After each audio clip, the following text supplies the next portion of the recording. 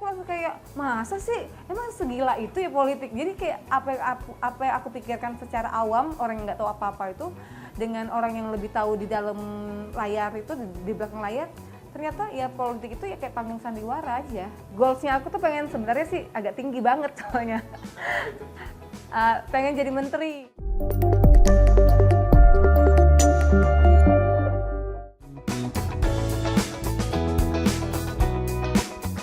Awalnya mungkin pertama kali terjun ke politik itu waktu 2019 saat kita jadi tim suksesnya Pak Prabowo dan Hatta Rajasa ya.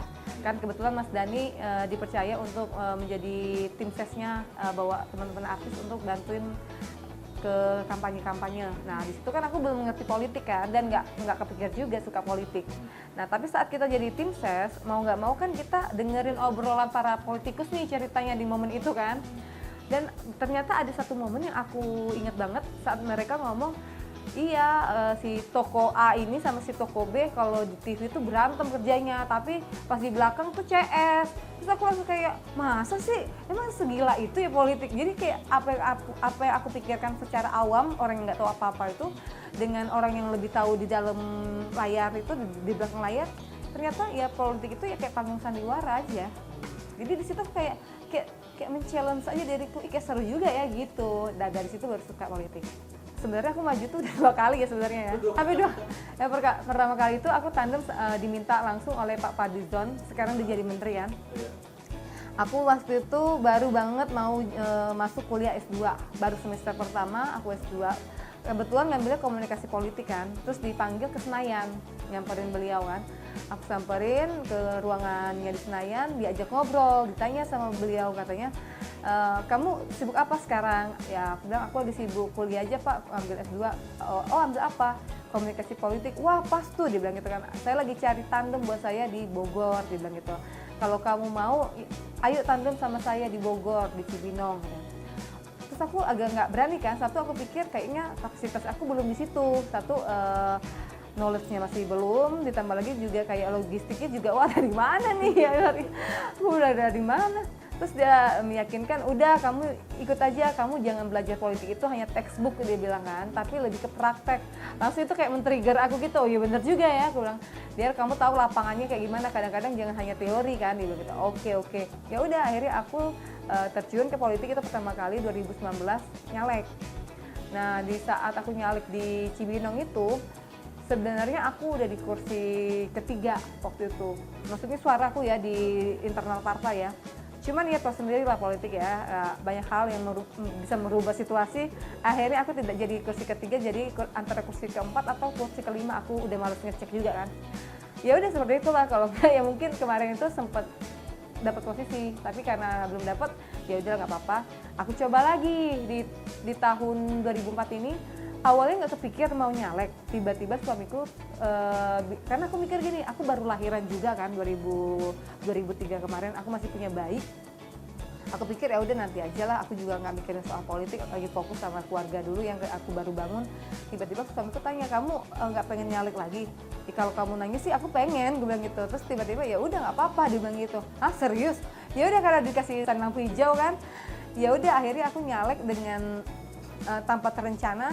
Terus tiba-tiba juga aku pikir kayaknya kalau aku gabung sama si partai ini, kemungkinan menangnya lebih besar karena ada satu tokoh yang memang kuat juga di Indonesia, dan aku merasa nggak ada yang nggak kenal dia kan, dan aku ditandemin sama beliau juga kan. Aku pikir Pak Haritanu ya, aku ditandemin sama di Perindo langsung sama Pak Haritanu, jadi Pak Haritanu RI-nya nomor 1, aku DPRD tingkat satunya nomor 1 juga. Dan aku pikir kan ini kesempatan yang sangat bagus kan menurut aku kan, apalagi beliau punya media TV yang bisa bikin dia lebih untuk promosi ataupun kampanye lebih mudah kan pasti kan. Ya ternyata Allah berkehendak lain lah, belum dapat juga, but it's okay, itu namanya juga pengalaman ya. Dan aku juga masih muda ya, aku pikir ya, jadi kayak prosesku juga masih panjang. Tujuannya yang pasti aku pengen melakukan sesuatu untuk misalnya membantu orang yang membutuhkannya ya. Misalnya contoh, aku pengen masuk satu lembaga yang besar misalnya. Otomatis setidaknya dengan aku bergabung di satu lembaga tersebut, aku bisa berkontribusi setidaknya membuat suatu perubahan yang lebih baik ya. Itu misalnya kayak contoh ya, aku jadi DPR RI atau aku jadi menteri, pasti kan aku bikin suatu kebijakan-kebijakan yang mempengaruhi orang banyak kan. Nah, di situ yang aku ingin lakukan, membuat sesuatu yang orang lain bisa rasakan manfaatnya.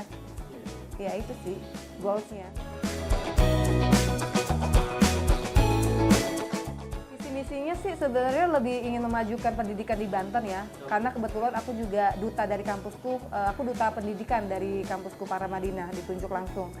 Jadi aku juga bikin program, yang lebih penting sih menurut aku adalah program yang ingin aku lakukan di sana ya. Jadi programku, aku bikin kuliah gratis S1, ya kan.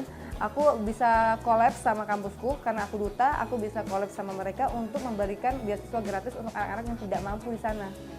Sebenarnya itu program yang sangat bagus karena aku melihat di sana itu pendidikannya masih sangat kurang ya.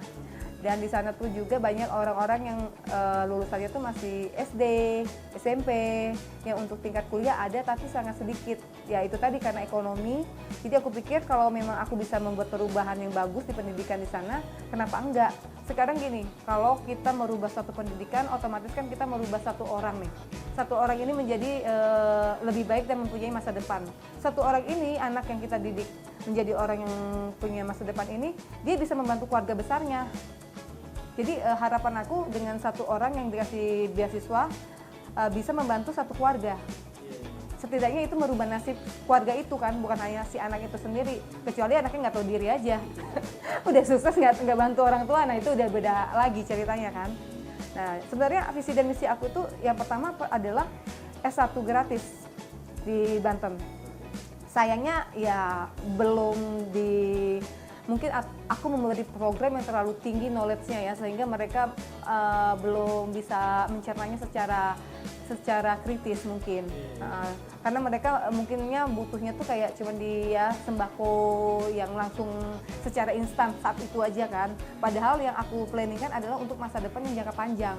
Sekarang kamu bandingkan satu sembako untuk aku kasih sama satu anak dengan gelar S1, bakalan mana budgetnya? S1 kan? Nah, tapi kan kadang-kadang orang hanya melihat, mendingan sembako dong, aku bisa pakai hari ini. Nah, itu yang aku bilang menyayangkan, sayangnya mereka hanya berpikir hari ini, mereka tidak memikirkan esoknya. Padahal kan itu jangka panjang. Tapi nggak apa-apa, ini kan namanya juga dunia politik kan, kadang ya seperti itulah.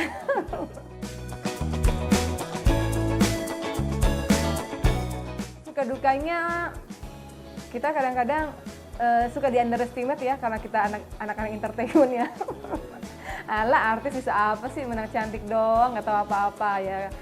Itu sih salah satu yang memotivasi aku tetap selalu belajar. Kadang kita yang di entertainment ini hanya dibilang cuma modal cantik, ya kan?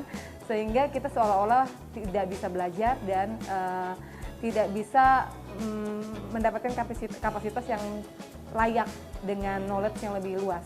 Padahal menurut aku semua orang berhak untuk mendapatkan kapasitas yang tinggi dan luas, tergantung orangnya mau menambah skill apa enggak sama dirinya kan.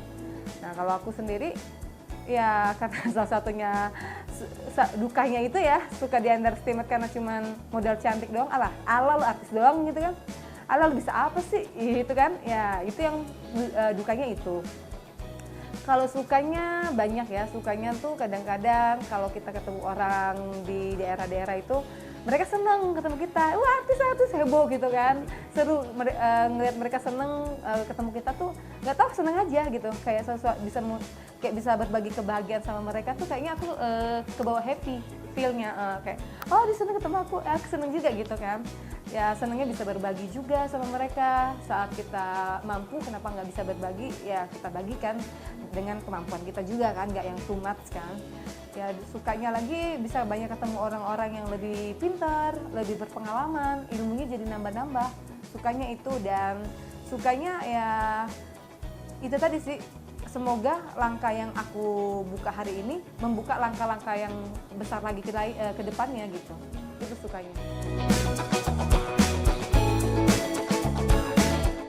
Sebenarnya gini ya, setiap orang itu nggak harus artis ya, setiap individu yang terjun ke suatu sektor apapun harusnya dia memberikan dampak ya. entah dia artis kah atau dia cuma masyarakat sipil. Terutama karena dia artis, dia punya nama besar, orang pasti notice ke dia. Nah, mungkin kalau buat artisnya itu sendiri dengan dia punya nama besar ini mungkin lebih memudahkan aksesnya untuk orang lebih mengenal dia. Nah, harapannya dengan dia adalah public figure yang dikenal, dia bisa memberikan manfaat sama masyarakat yang dia dapilnya dia, contohnya. Misal contoh lah yang udah terpilih Farel, ya kan? Contoh kayak gitu. Semoga dia bisa membuat perubahan yang lebih bagus untuk karena dia anak muda, dia dari artis, dia juga public speakingnya bagus. Nah, semoga dengan bukan hanya itu aja, diharapkan juga dia bikin satu gebrakan yang bisa memberikan efek positif buat masyarakat, terutama anak-anak muda yang memotivasi anak-anak muda. Oh, anak muda juga bisa dong, pintar. Oh, anak muda juga bisa loh jadi politikus hebat. Nah, harapannya semoga dia bisa menciptakan manfaat dan memberikan kontribusi buat masyarakat sih. Ya, salah satu harapan aku ya memberikan efek yang positif untuk orang-orang di sekitar aku. Ya, salah satunya ya sebenarnya sih nggak hanya terjun di politik ya, bisa juga kita jadi pengusaha, kita punya lapangan pekerjaan yang banyak, lowongan kerja kan banyak tuh. Itu salah satunya ngebantu orang juga.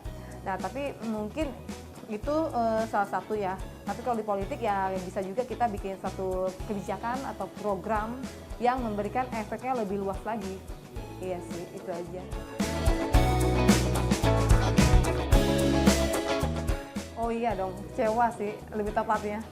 Sedih dan kecewa, tapi akhirnya ya, belajar ikhlas ya, walaupun awalnya nggak gampang, tapi aku pikir hujan pun turun di bumi ini atas izin Allah kan, apalagi takdir hidup manusia. Apa yang aku hadapin hari ini, apa yang terjadi sama aku hari ini, ya itu udah takdir yang Allah udah tuliskan.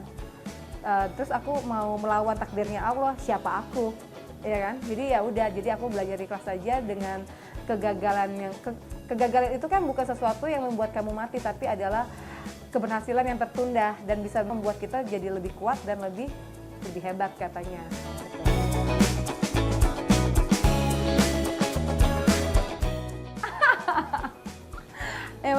Pasti M ya, pasti M ya, nggak mungkin enggak ya.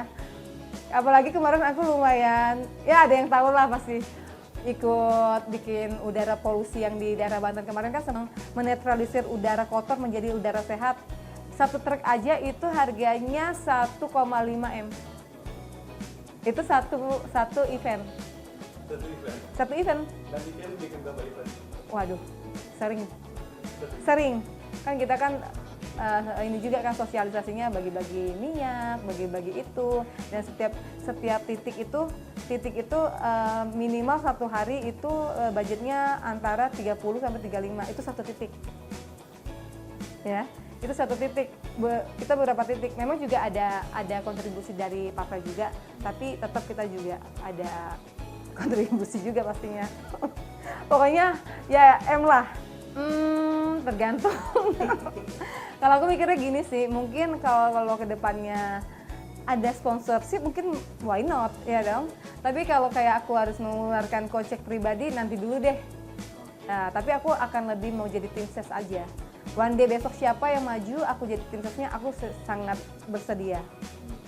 Karena di dalam perjalanan tim ses itu ada plan-plan yang bisa kita atur lebih baik lagi, dan banyak yang berhasil juga dengan langkah yang seperti itu. Ya memang itu yang aku pikirkan karena belajar dari pengalaman kemarin.